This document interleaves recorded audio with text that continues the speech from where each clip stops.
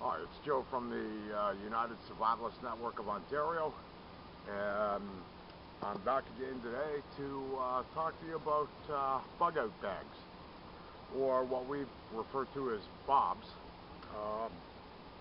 and what you can carry in a bug-out bag. Okay, a bug-out bag is just something that you have that you can throw over your shoulder or keep by the door. Or when times you have to get out quick, or you have to move your location fairly fast. You don't have time to gather up your whole backpack or grab all the equipment that you necessarily need, but just a few items that you can use to get you through the very short term. Okay, so I've unpacked mine. Just to go through a little bit of what's in my bug-out bag. I'm going to start with my little container with the handle that you've seen on previous videos, and I keep it with some water in it. Okay, just so if I need a hot drink, I've got that. Okay. Second thing that I like to keep in my bug-out kit is this little pot, and I'll take it apart real quick.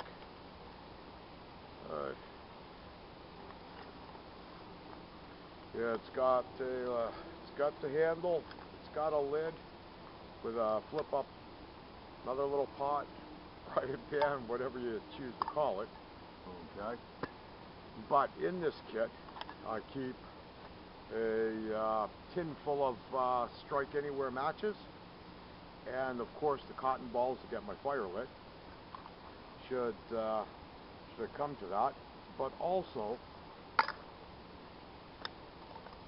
I wanted to show you this as well. What was in my pocket? I keep one of these little alcohol stoves in my kit as well. Okay, just for those times where it's not practical to make a fire, or if I'm somewhere where I can't make a fire, of course I just unscrew the lid, light the wick, set my pot on top, put my lid on, and I've got boiling water in a matter of about 5 minutes, and that all just fits in there. Of course, I keep a couple of these beef and chicken cubes in there as well, and some paper towel, or these camp towels. Never know, I might have to clean out the pot. Of course, the matches, the lid, fold the handles down. The other thing I'd like to mention I also carry are, I carry a mini first aid kit. With some more beef and chicken flavoring packets for those times where I need the hot drink. I carry a few dates, some trail mix and granola, and one of our meals that we've made that I can just throw in a pot of water. And this one's got apple pieces, mixed fruit, ground beef jerky, sweet and sour bar, and a thing of lemonade.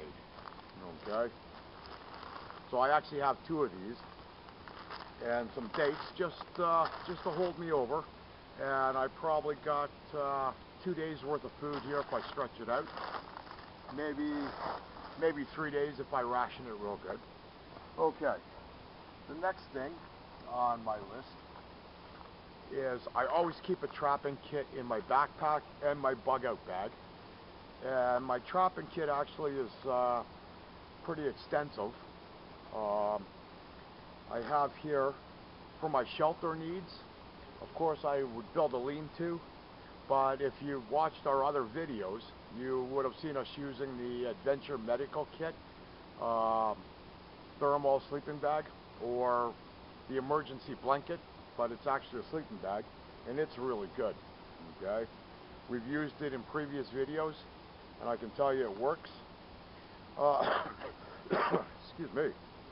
I keep assorted ropes. I keep in this pouch, if you can see, the components to make a sling bow, knife sharpener, just odds and ends, snare wire, fishing line, multi-purpose line that can be used for snares, a couple rolls of duct tape, and a fishing kit.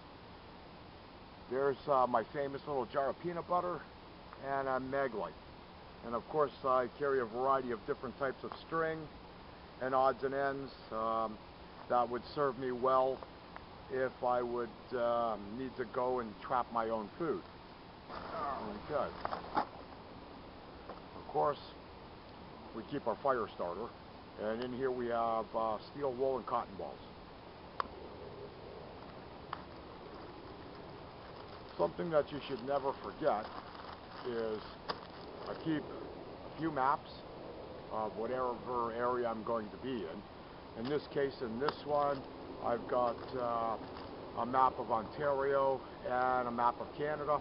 I know that they're not very detailed, but they'll work in a pinch, and as well as a good orienteering compass. Okay. For cutting tools, I carry just a small little light pack axe. Should I need to make shelters, traps, or just split firewood, anything of the sort, it comes in handy. And of course, I am never far without my K-bar.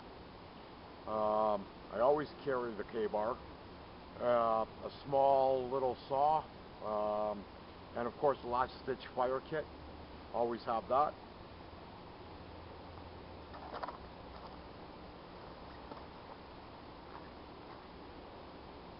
And of course I carry a little bit of cold weather gear too. I like these big mitts. They're always warm. Even on the coldest nights, these things keep my hands warm. And I can't recommend these enough. Okay. Whoop. Neck warmer. Even smells good too. I like the neck warmers. And this is what they call a hoodie. And I'm going to show you. Don't mind my messy hair. These things slide over your head with a neck warmer on.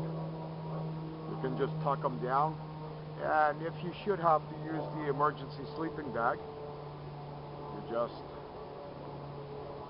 and it offers a little protection for your head. So I always carry one of these. I'm a big fan of these. And you can get them at Canadian Tire, by the way. Okay.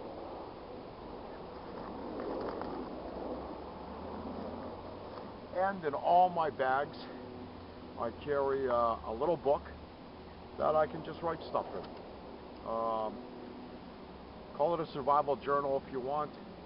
It's just something that you can take notes with, leave a note with, whatever the case may be. It just lets you write down some of your thoughts, whatnot, make notes, or make a few notes that you might need to remember. Anyways, that's my bug out bag. And everybody's bug out bag is going to be different. Everybody's needs are going to be different. But for me, my survival experience is a little more extensive, I think, than a lot of people. So I carry more things that are geared to feed me, like the traps and whatnot. I can always make a decent shelter, usually out of the stuff that I can find around me. So I don't concentrate on shelter so much, but I always have the ability to make fire, boil water, and obtain food. Those for me are the biggest things. Shelter I can always make. I can always make a debris shelter. Okay? So, with that being said, today I want to try a little experiment. I'm going to say I keep the items that I would need for a sling bow in my trapping kit. So I'm going, excuse me, I'm going to pretend today that my camera is my sling bow, and we're going to take a walk, and we're going to see if we can actually get close enough to a deer to actually use a sling bow. Okay? And I'm going to take you guys along with me. So I'll see you in a few minutes, and we'll start off down the trail.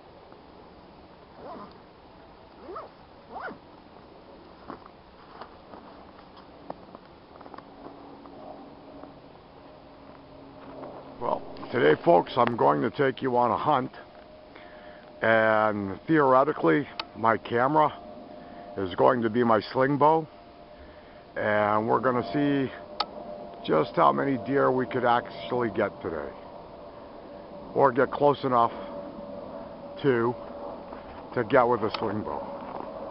Okay, so stay with me, and I'm sure you're going to see some amazing sights.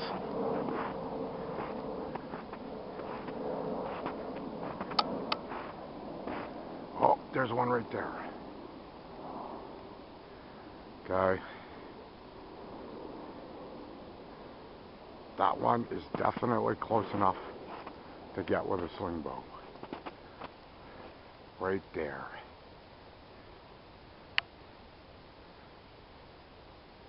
See it? Now, if we had been hunting, there would be our first meal right there. And we could call it a day.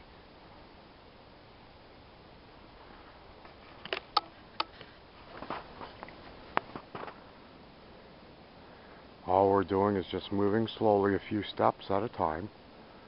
We're stopping. We're not posing any kind of threat to her.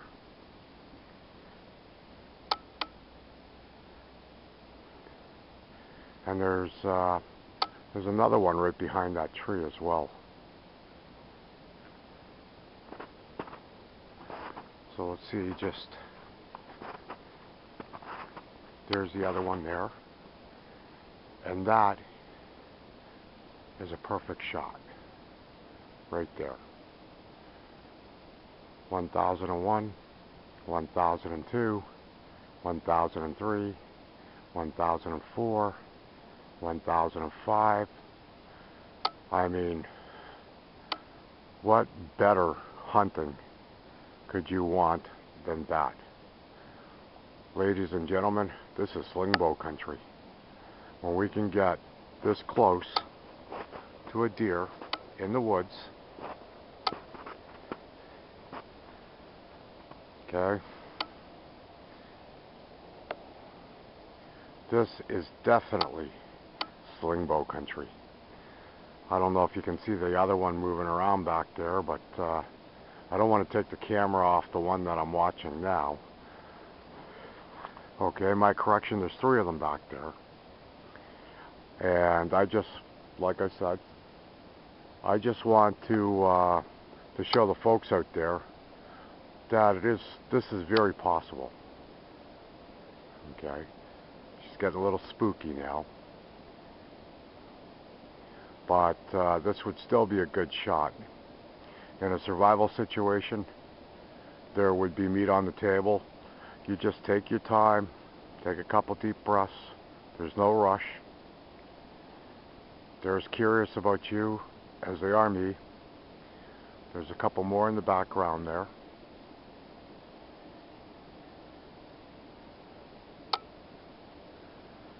So we're sitting at 5 minutes now of filming this one particular deer, and like I said, you cannot get any better than this.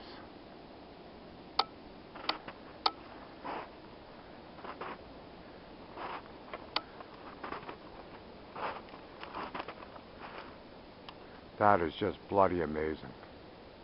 Just amazing. Look at her stomping. I love it.